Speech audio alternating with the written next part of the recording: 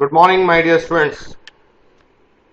Today we shall complete next 4 paragraphs of the story The Blind Dog. In this, we are almost going to conclude the story,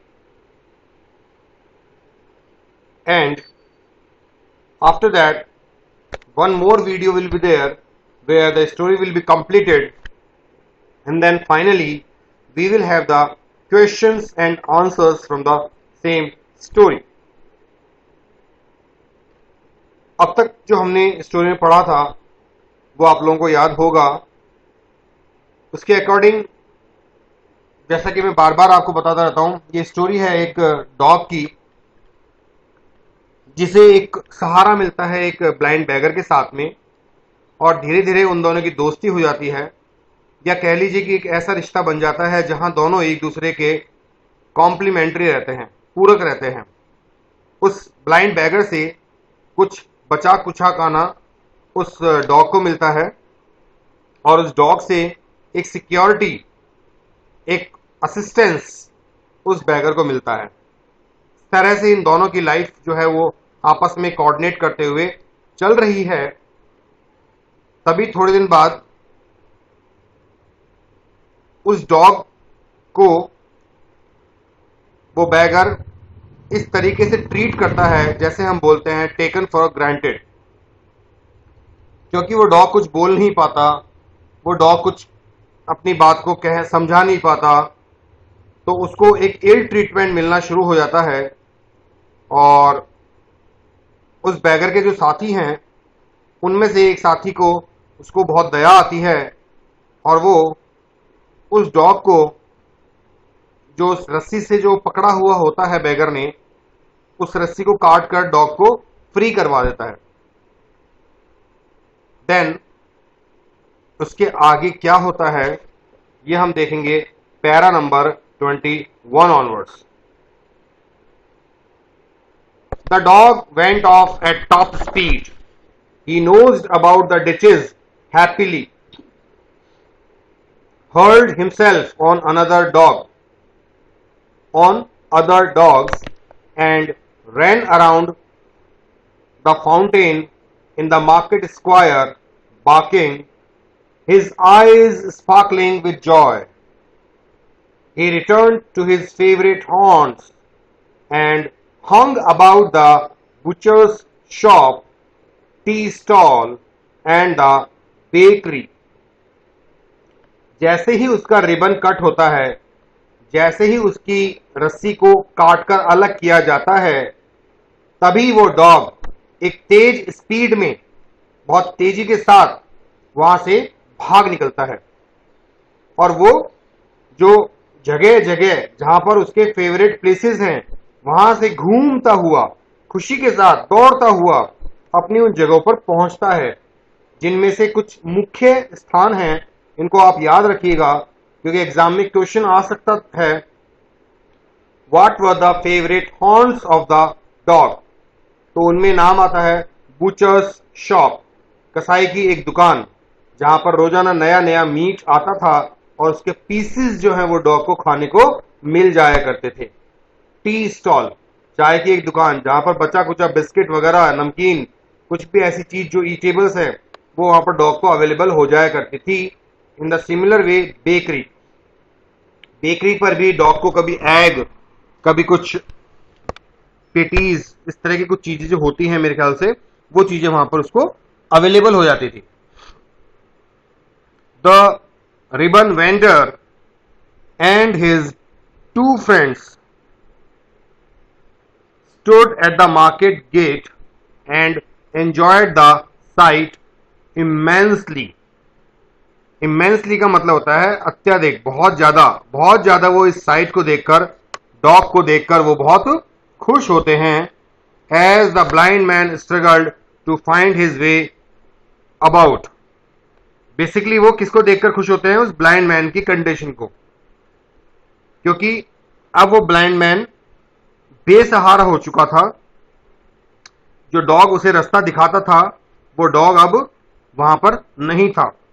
तो उसकी जो condition थी, उसकी condition को देखकर वो जो रिबन वेंडर था, रिबन बेचने वाला, और उसके जो दो अदर फ्रेंड्स थे जिनमें एक मैगजीन बेचा करता था और एक परफ्यूम बेचा करता था, वो दोनों उस ब्लाइंड मैन को देखकर बड़े खुश हो रहे थे, तीनों। He stood rooted to the spot, waving his stick. He felt as if he were hanging in mid-air.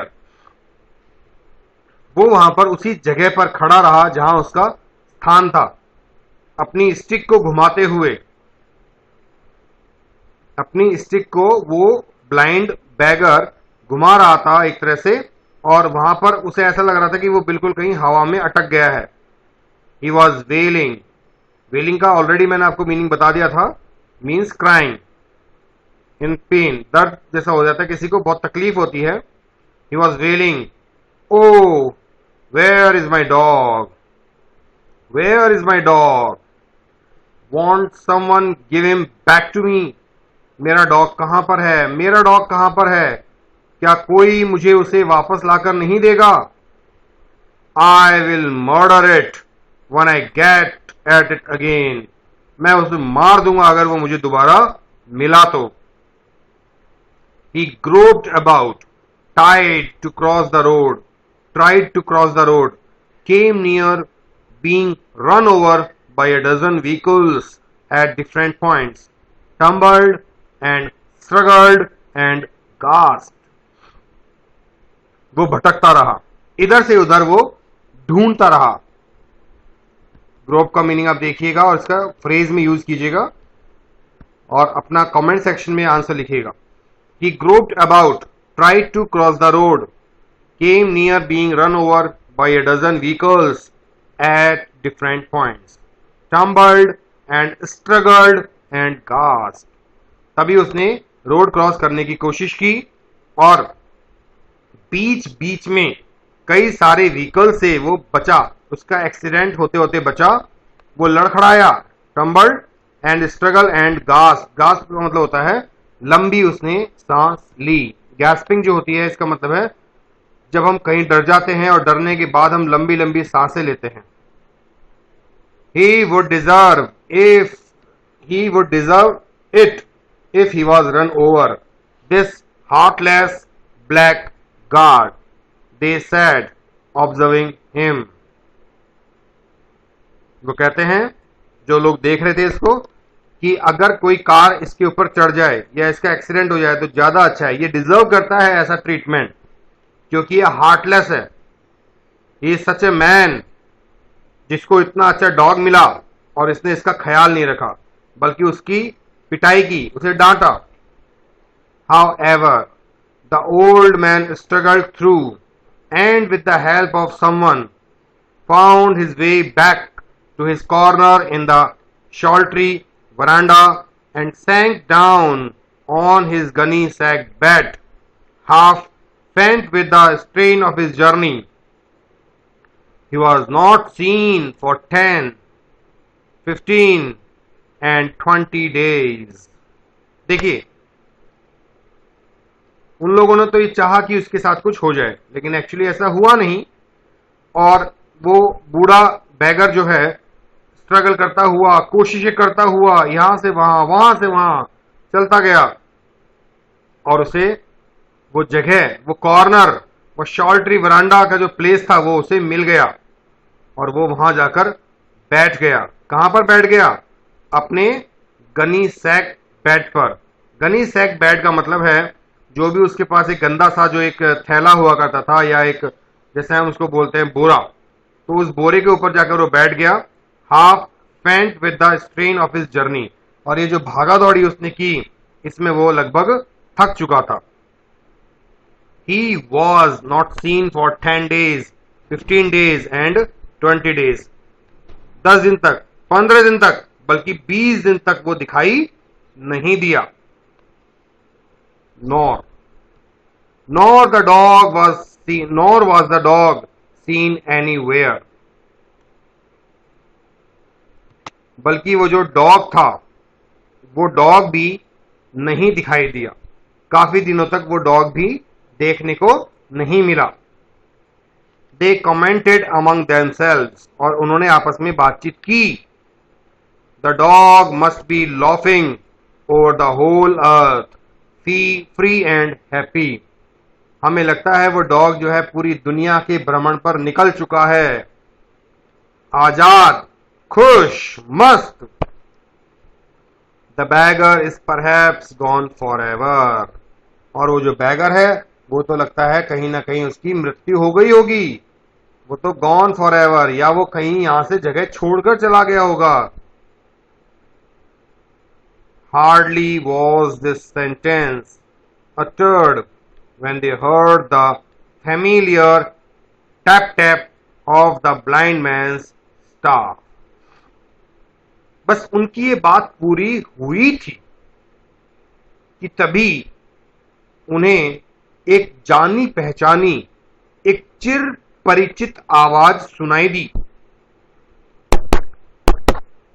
इस तरह की एक आवाज सुनाई दी जो कि ब्लाइंड मैन की लकड़ी की थी। जो लकड़ी वो साथ रखता था, जिससे वो रास्ता देखा करता था, उस लकड़ी की वो आवाज थी। They saw him again coming up the pavement led by the dog, और उन्होंने उस बैगर को वापस आते देखा। और कहां पर देखा? वो जो एक पेवमेंट, एक जो पगडंडी डॉग फॉलो किया करता था, उस पगडंडी पर आगे आगे डॉग चल रहा है और पीछे पीछे वो बैगर चल रहा है। इसका मतलब है, साफ साफ मतलब है कि dog has come back, they have got united, मिल चुके हैं वो। लुक लुक, दे क्राइड, देखो देखो, वो जोर से चिल्लाए। He has again got at it and tied it up. वो उसे ढूंढ चुका है, डॉग इसे मिल चुका है और उसने उसे बांध दिया है। The ribbon seller could not contain himself, और ये देखकर वो रिबन बेचने वाला खुद को रोक नहीं पाया, वो खुद को नहीं रोक सका। उसे लगा कि ये क्या हो गया। तो इस तरह से हमने इन 4 पैराग्राफ में देखा कि कैसे आजाद होते ही वो डॉग यहां से वहां, वहां से यहां कई जगह पर भागा। उसके बाद अपनी फेवरेट प्लेसेस पर वो गया। अकेले उसने बहुत मस्ती की, बहुत दौड़ भाग की। और उधर वो जो भिखारी था, अकेले में उसकी हालत बहुत ज्यादा खराब हो चुकी थी। वो ऑलमोस्ट परेशान हो चुका था, उसे बहुत गुस्सा आ रहा था, लेकिन फिर भी वो जैसे तैसे अपना जीवन चलाने की कोशिश कर रहा था। कई दिन तक ना डॉग दिखाई दिया, कई दिन तक ना भिखारी दिखाई दिया। और जब कई दिन तक वो दोनों ही दिखाई नहीं दिए तो इन लोगों ने बातें की कि देखो, ना वो डॉग है ना वो भिखारी है, पता नहीं भिखारी तो कहां चला गया होगा। और तभी अचानक से वो डॉग इसके साथ में चलता हुआ उसी पुराने रास्ते पर, उसी पुराने अंदाज में दिखाई दे रहा है। अब डॉग वापस क्यों आया? क्या कारण रहा होगा उसके आने का, या ऐसा और भी कुछ? जो भी आपको लगता है, आप उसे अपने मन में सोचें, समझें उसकी कहानी को, फीलिंग्स को समझने का प्रयास करें। और जब अगला वीडियो हम देखेंगे उसमें इस स्टोरी को हम कंप्लीट कर देंगे। इसका जो रीडिंग पार्ट है हम उसे कंप्लीट कर देंगे। और आप लोग, जो मैं अंडरलाइन करता जा रहा हूं बीच बीच में वर्ड्स, आप उनके मीनिंग्स याद कीजिएगा, आप उनके सेंटेंसेस बनाइएगा। और इस वीडियो के बाद एक वीडियो मैंने आपको बताया, जो लास्ट के कुछ पैराग्राफ होंगे वो, और सबसे लास्ट का जो वीडियो होगा द ब्लाइंड डॉग चैप्टर में से, वो होंगे इसके क्वेश्चंस एंड आंसर्स। कुछ क्वेश्चंस एंड आंसर्स मैं आपको यहां पर देने का प्रयास करूंगा और उन्हें आप लर्न कीजिए, सो दैट टाइम से आप लोग इनको हमेशा लर्न करते रहें और एग्जाम्स में आपके लिए ये हेल्पफुल साबित हो। इसी के साथ मैं आपसे इजाज़त चाहता हूं अगले वीडियोस की तैयारी के लिए, और पिछले वीडियोस भी आप देखते रहिएगा कम्युनिकेशन स्किल्स और सॉफ्ट स्किल्स के। Thank you so much, keep studying, अपना ध्यान रखें, गुड बाय।